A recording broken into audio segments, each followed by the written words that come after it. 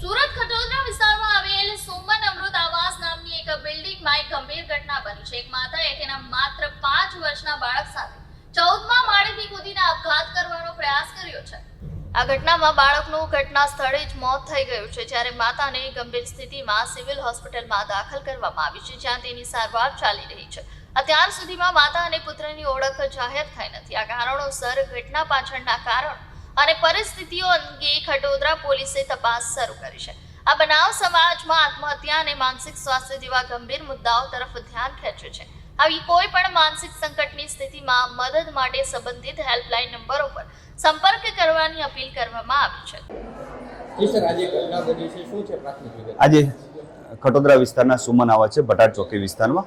તે સવારે 10 વાગ્યાની આજુબાજુ પોલીસને કોલ આવી અને પોલીસ જગ્યા ઉપર વિઝિટ કરતા જાણવા મળેલું કે એક મહિલા છે જેને અત્યારે આઈડેન્ટિફાઈ થઈ શકી નથી. તે પોતે પોતાના બાળક સાથે 5 વર્ષના બાળક સાથે સુમન આવાસના 14મા માળેથી જમ્પ કરી દીધેલું જણાઈ મળ્યું છે.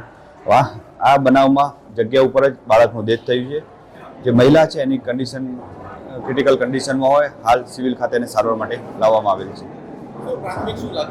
પ્રાથમિક રીતે મહિલાએ આત્મહત્યાનો પ્રયાસ કર્યો પોતાની બાળક સાથે, પરંતુ હાલ મહિલાનો પરિચય મેળવ્યા પછી મહિલા કોણ છે એ પોલીસ તપાસ કરી.